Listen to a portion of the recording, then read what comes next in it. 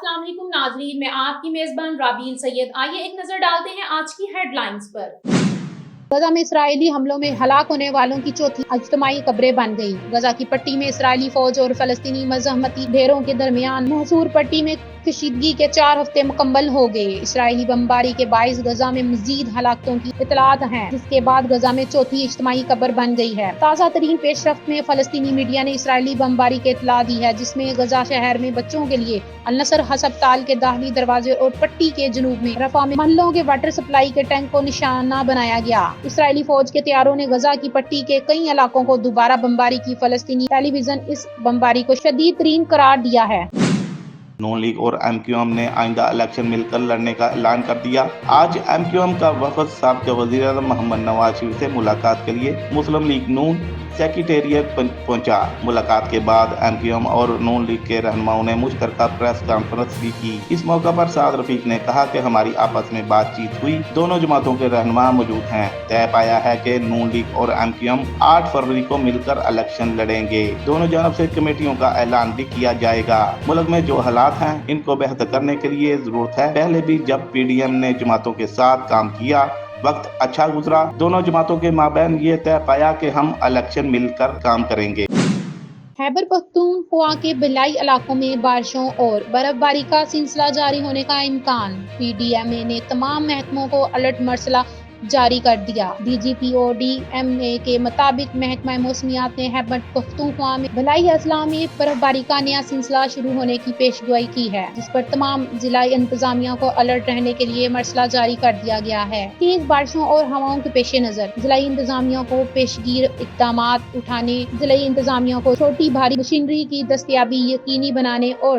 बरसाती नालों की निगरानी की हदायत की कर दी गई है। पीडीएमए के जारी करदा सिलसिला मरसला के मुताबिक दर्जा हरारत में 2 से 3 सेंटीग्रेड कमी का इम्कान है। तूफान की सूरत में आवाम बिजली की तारों, बोसीदा इमारतों, तामीराती साइन बोर्ड्स और बेल बोर्ड से दूर रहें। हिसास बिलाई इलाकों में सियाहों और मुकामी आबादी को मौसमी हालात से बाखबर रहने और एहतियाती तदाबीर करने की हदायत की गई है।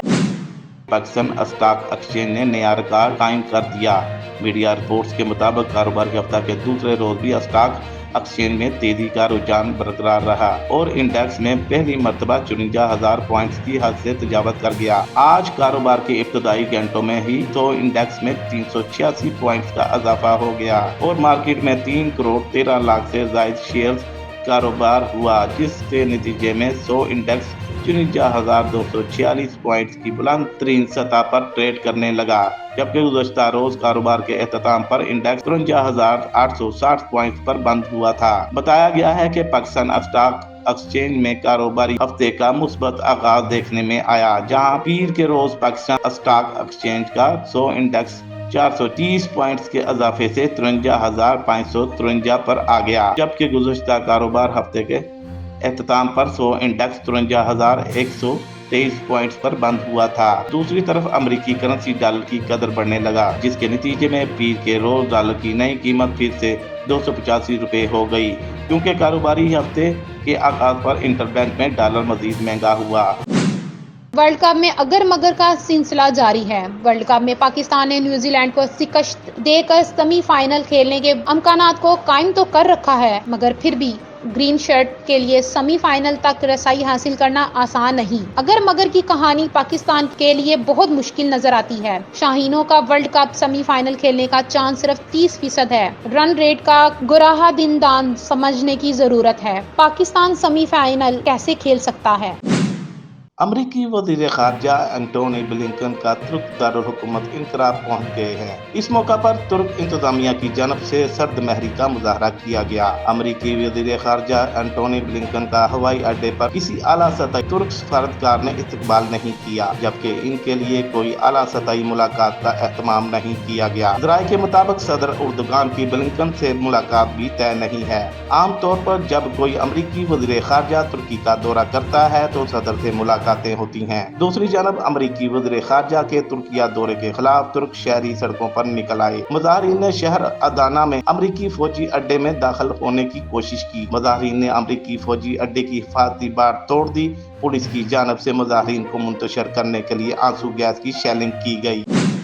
اسرائیلی وزیر اعظم بنجامن نتن کے بھتیجے سے متعلقہ ترک میڈیا نے دعویٰ کیا ہے کہ کیپٹن یارا نتن حماس کے حملے میں مارا گیا۔ ترک media website Turkiye newspaper کے مطابق غزہ پر حملہ نتن پر مبینہ طور پر بھاری پڑ گیا۔ کیپٹن یارا نتن کو زمینی کارروائی کے لیے غزہ میں بھیج دیا گیا تھا۔ ان کا یونٹ اسرائیلی فوج کے خطرناک سنائپر کے نام سے جانا جاتا تھا۔ بتایا گیا کہ القسام بریگیڈ نے غزہ میں ایک حملے کے دوران یارا نتن کو موت کے گھاٹ اتارا۔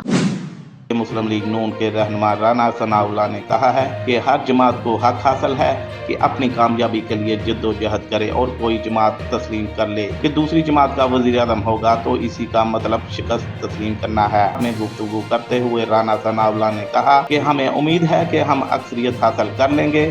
ہمیں اندازہ ہے کہ پیپلز پارٹی سیاسی جماعت ہے، اس طرح کی نہیں کہ میں کسی کو نہیں چھوڑوں گا۔ انہوں نے کہا کہ تحریک انصاف کو الیکشن سے باہر نہیں نکالا جانا چاہیے۔ پی ٹی آئی الیکشن میں حصہ لے، لیکن وہ ٹولہ جو 9 مئی میں ملوث ہے اس کے خلاف قانونی کارروائی ہونی چاہیے۔ رانا ثناء اللہ کا کہنا تھا کہ مدعی نے تعین کرنا ہے کس کا جرم قابل معافی اور کس کا نہیں ہے۔ ریاست نے فیصلہ کرنا ہے کہ کس کی کیا سزا ہوگی۔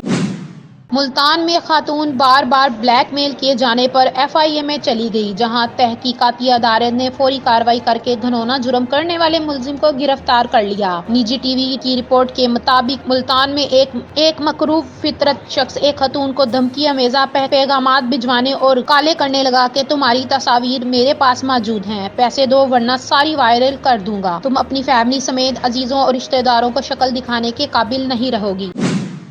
خبر شامل کرتے ہیں لاہور سے۔ پنجاب میں پینے کے پانی کی فراہمی اور نکاسی پر اہم اجلاس۔ یونیسیف مشن جے ماتا کے ساتھ چیف ایگزیکٹو آفیسر پنجاب آب پاک اتھارٹی سید زاہد عزیز کی میٹنگ۔ آن لائن اجلاس میں پنجاب میں پینے کے پانی کی صورتحال اور درپیش چیلنجز کا جائزہ لیا گیا۔ محفوظ و صحت مند پانی کی وسائل کے انتظامات پر سید زاہد عزیز کی مشن کو بریفنگ۔ پنجاب میں یونیسیف کے تعاون سے نہری پانی کو صاف کرنے کے منصوبوں پر کام کیا جا رہا ہے۔ جنوبی پنجاب میں یونیسیف کے تعاون کی بدولت 100 سے زائد پانی کے منصوبے مکمل کیے گئے۔ مزید شمالی پنجاب میں 30 سے زائد چھوٹے ڈیموں سے پانی کے منصوبوں پر کام کیا جائے گا۔ شیخپورہ میں مانا والا گاؤں کے جوہڑ کے پانی کو نباتاتی طریقے سے یونیسیف کی امداد سے صاف کیا گیا۔ ملک میں پینے کے پانی کے منصوبوں کو ترجیحی بنیادوں پر مکمل کرنا ہوگا۔ مثبت قانون سازی، اداراجاتی اور تکنیکی مسائل میں درپیش مسائل حل کرنا انتہائی اہم ہے۔ چیف ایگزیکٹو آفیسر پنجاب آب پاک اتھارٹی سید زاہد عزیز۔ اس موقع پر یونیسیف کی جانب سے واش اسپیشلسٹ صباحت امبرین اور آسیہ چودھری اور پنجاب آب پاک سے ڈائریکٹر زہیب بٹ اور ڈائریکٹر ساؤتھ عامر خلیق نے بھی شرکت کی۔ لیسکو کی انسداد بجلی چوری مہم کو 2 ماہ مکمل ہو گئے۔ 2 ماہ کے دوران 24,000 سے زائد ملزمان بجلی چوری میں ملوث پائے گئے۔ وزارت توانائی پاور ڈویژن کی ہدایت کے مطابق چیف ایگزیکٹو لیسکو انجینئر شاہد حیدر کی زیر نگرانی جاری انسداد بجلی چوری مہم کو 2 ماہ مکمل ہو گئے۔ 2 ماہ کے دوران 2,436 ملزمان بجلی چوری میں ملوث پائے گئے۔ ترجمان لیسکو کی جانب سے جاری کردہ اعلامیہ کے مطابق 2 ماہ سے زائد بجلی چوری مہم کے دوران اب تک 11,924 ملزمان کو گرفتار کیا گیا۔ مجموعی طور پر 23,796 کنیکشن کے خلاف ایف آئی اے کی درخواستیں جمع کروائی گئیں، جن میں سے 23,700 درخواستیں رجسٹر ہو چکی ہیں۔ بجلی چوروں کو اب تک 4,55,70,958 یونٹ جاری کیے گئے، جن کی مالیت 1,92,41,75,510 روپے ہے۔ بجلی چوروں کے خلاف کیے جانے والے آپریشن میں بڑے کمرشل صارفین بجلی چوری میں ملوث پائے گئے۔ ان تمام کے کنیکشن بھی منقطع کیے گئے، ان کو ڈیٹیکشن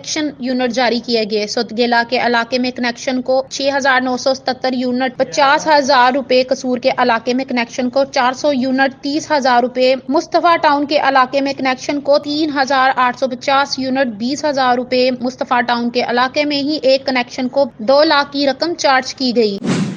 لاہور کی احتساب عدالت نے آشیانہ اقبال ریفرنس میں بربریت کی درخواست پر وکلاء سے مزید معاونت مانگ لی۔ میڈیا رپورٹ کے مطابق آشیانہ اقبال ہاؤس فرینڈز کی آج ہونے والی سماعت میں عدالت نے سپریم کورٹ کے احکامات کی روشنی پر وکلا سے مزید معاونت مانگی ہے، جہاں سماعت کے دوران نگران وزیر اعظم کے مشیر احد چیمہ عدالت میں پیش ہوئے، جبکہ مسلم لیگ نون کے صدر شہباز شریف کے نمائندے نے عدالت پیش ہو کر حاضری مکمل کروائی۔ بتایا جا رہا ہے کہ احتساب عدالت کے جج ملک علی ذوالقرنین نے 1 نومبر کو بریت کی درخواستوں پر فیصلہ محفوظ کیا تھا، جو آج سنایا جانا تھا۔ تاہم سپریم کورٹ نے احتساب عدالتوں کو کیسز میں حتمی فیصلہ کرنے سے روکا رکھا ہے، جس کی وجہ سے عدالت نے مزید معاونت حاصل کرنے کا فیصلہ کیا ہے۔